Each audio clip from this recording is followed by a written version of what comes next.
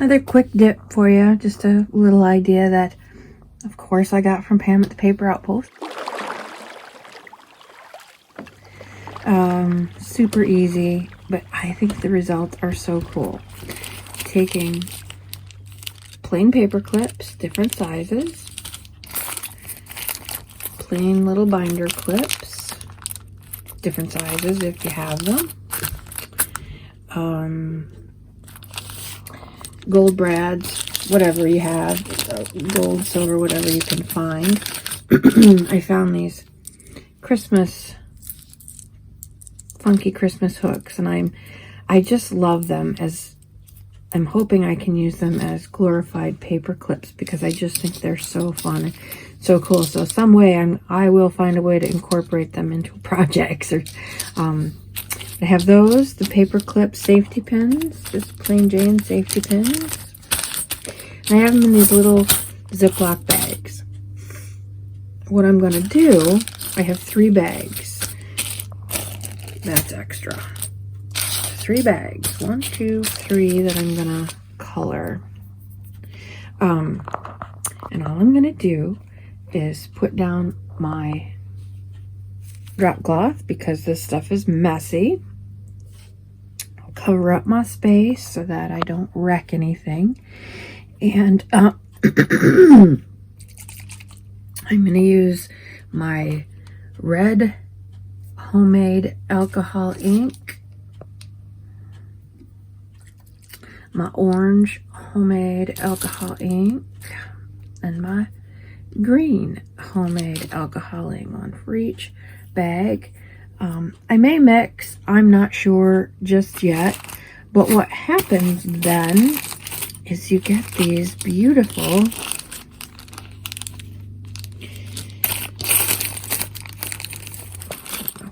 see them. Obviously these I did in blue. Let me hang on.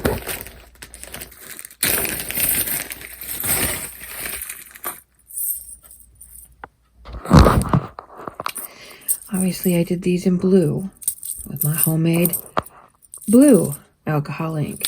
Now they didn't all get covered perfectly, which you can see, you know, there's just ink here and there. Some are all covered and some are not. But I think that just adds to their character. I just think they're so fun. So what happens is the alcohol ink goes into the bag, and eventually the alcohol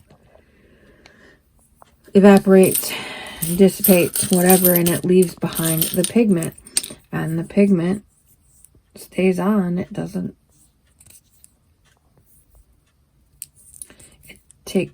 rub off. Well, it might rub off eventually, but again, I think that just adds to, I just think they're so cool. And you can do any little bits of metal. I think those gold brads are some of the ugliest things I've ever seen in my life.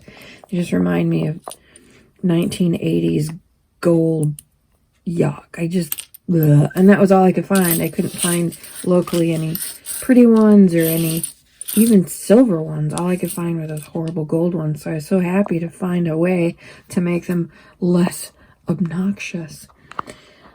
So I'm not going to do it on camera because, like I said, it's very messy. But I'll show you the result. All I'm going to do is put these all in the bag and just shake this up. And these sprayers, sometimes these are just cheap ones I got from the travel section at Walmart. The sprayers don't work very well, and quite often they make more of a mess than not. So I'll probably just open it up and pour a little bit here and there, and then you just mush it through. Flip them over, pat them. That's why you get such a variegated end result. Super cool. So I'll come back and I'll show you the end result. Well, the middle result, because it takes a while for them to dry. Mission accomplished. I did the orange ones. Green, it was awfully lime yellowy lime green, so I spritzed a little bit of blue in there to green it down a little bit. This is the red one.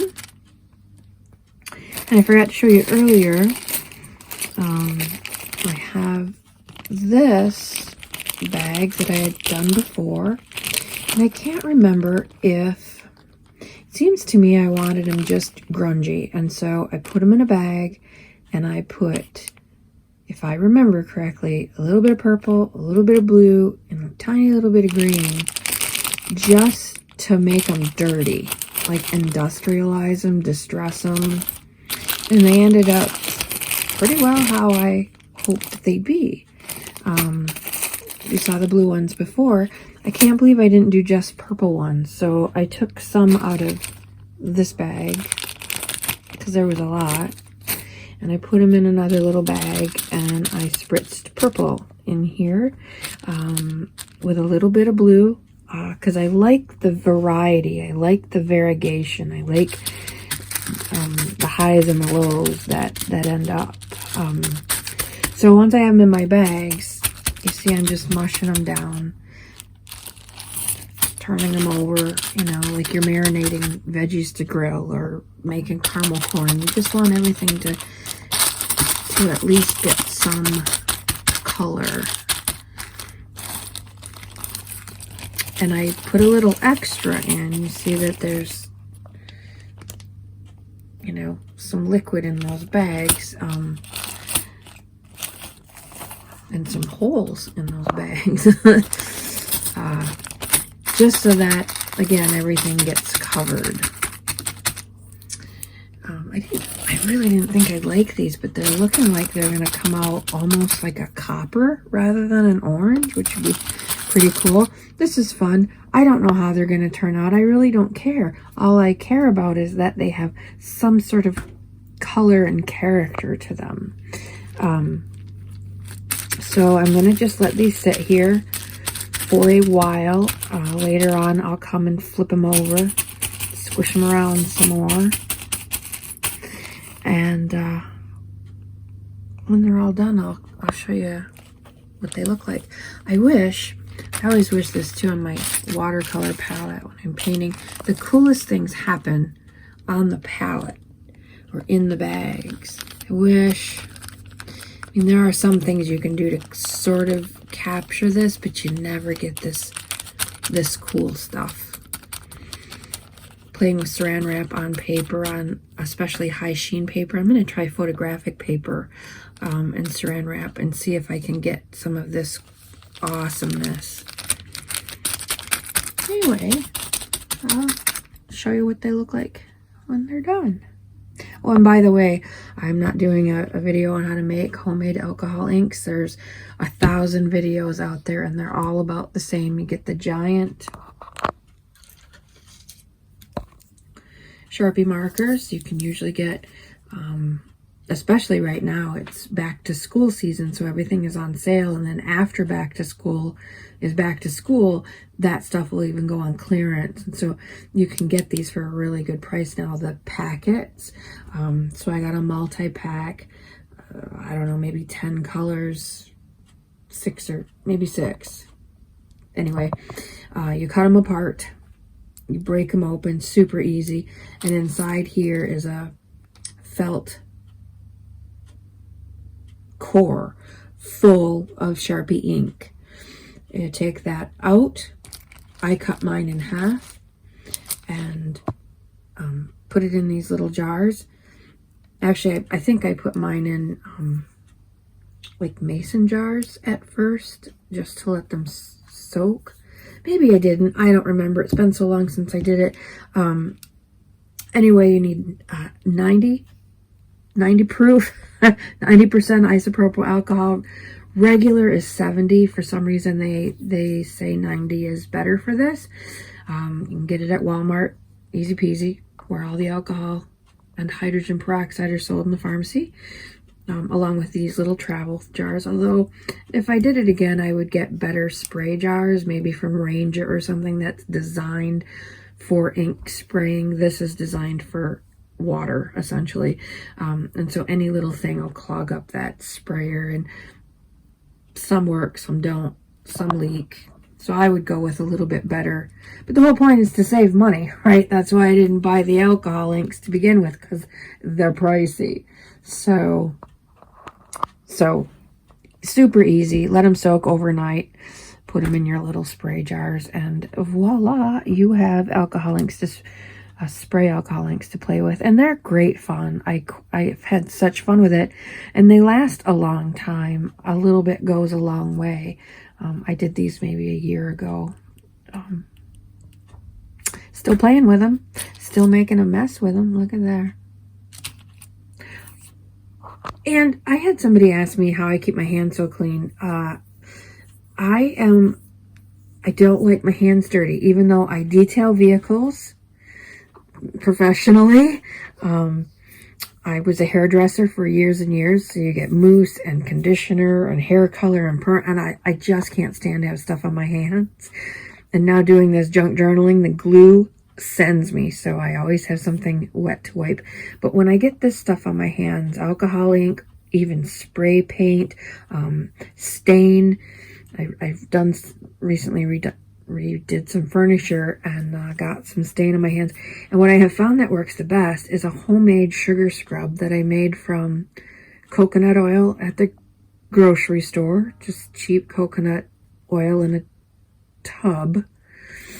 Not oil, it's solid, unless it's too hot outside or in the house or whatever. And plain white sugar. I think it was equal parts. I'm not sure. You'd have to ask Dr. Google. But I just keep a tub of that near my sinks. And boy, that stuff, it's coconut oil and sugar. I don't know why, but I think it would take paint off a fence. It's incredibly powerful to take this kind of junk off your hands. And so that's how I keep my hands clean. And it's a sugar scrub. So it's an exfoliant and an emollient. So it keeps the roughs off the dry, rough skin. And it's nice and creamy at the end. So bonus tip for the day. You see how pretty?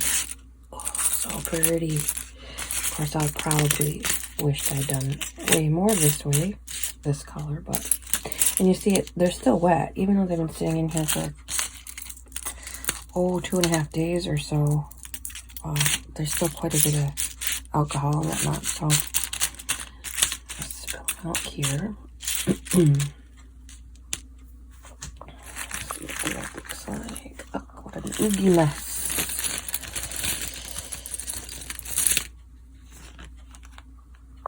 Kathy Bates would say in Missouri. Ooh, that's nice and blood red, that.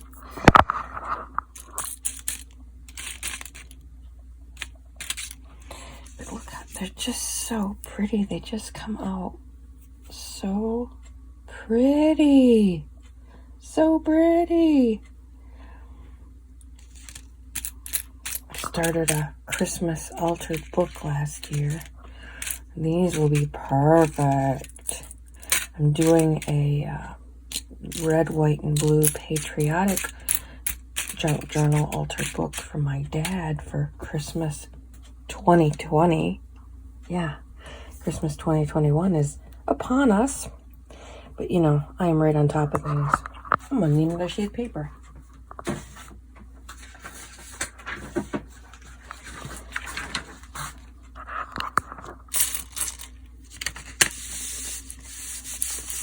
What an mess that red is.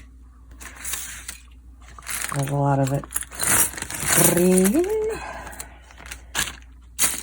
Still kind of limey green. I'm sorry, I keep doing that. That's when I don't take the time to put the phone in the holder. But there's some Christmas green as well. I guess it depends on what. So that... Here. Should have had my other cup of coffee. More of coffee before I did that. So these came out nice and Christmassy green, very traditional green, but the gold brads are pretty yellowy, which makes sense because they're gold. And these came out somewhere in between. But very pretty. Love it. And let's see how that...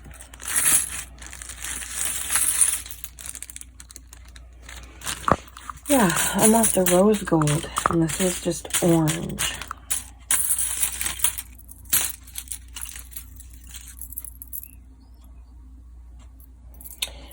Whatever it is, whatever color it is better than the straight up 1980s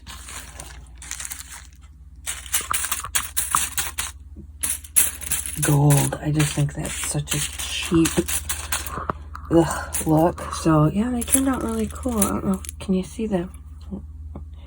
They're pretty variegated, meaning I didn't mush these around as much, or maybe the the gold didn't take as much, but certainly these paper clips came out sort of a rosy gold. Those were silver, remember? So I'm thrilled to have this work. I did a studio tour the other day, but I've had another addition that I wanted to share real quick. My dad gave me this old thing from his garage. My parents had 2 houses, and when they retired, they went down to 1. And so everything they had at least double and triple of. So I got a lot of their tool stuff. Well, he gave me this for screws and nuts and whatnots from his one of his garages, and I painted it. It was 1976 blue, because that's probably how old it was. I cleaned it all up really well, and now it's just got all my little goodies in it. Instead of, I had them in a bag in my drawer. This looks like I bled all over the place. I had them in a bag in here, which was pretty handy. But for some reason, handier seemed like a better idea. So again, here are the other colors that I did. All I did was take all these little drawers out, and I spray painted it. I spray painted in there white to maybe brighten it up. That didn't really do much. I'm gonna go in and paint this strip white. As you see, I have overspray there, and well, that won't do. So I'm gonna paint that just nice bright white, those 2 little bars, and then that'll be done.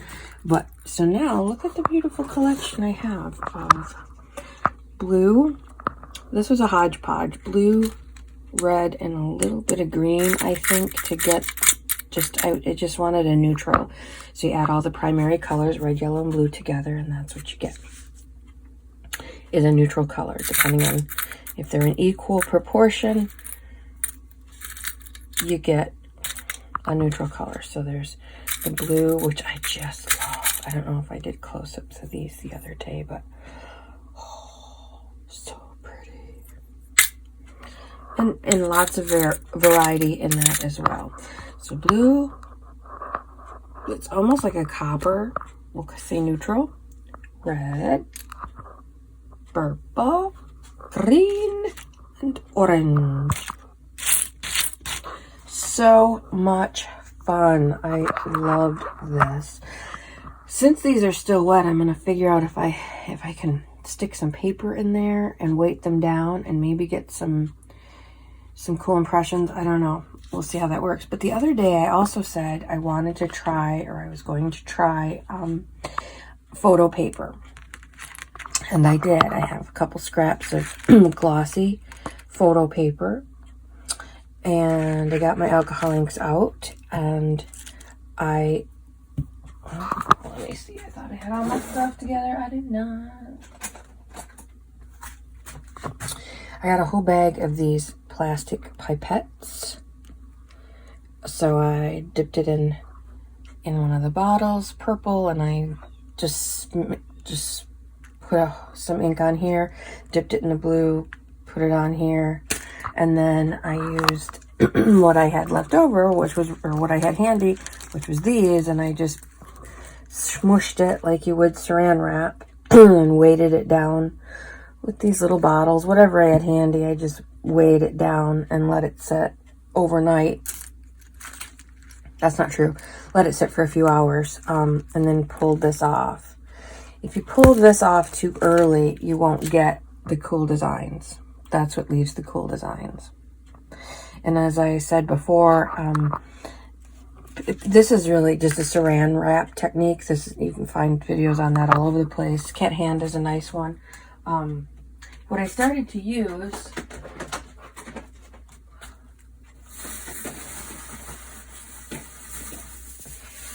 instead of buying saran wrap is when I buy produce. I don't put them in these things, but I have Walmart do my shopping for me. They put all the produce in these bags, and these make excellent saran wrap alternatives.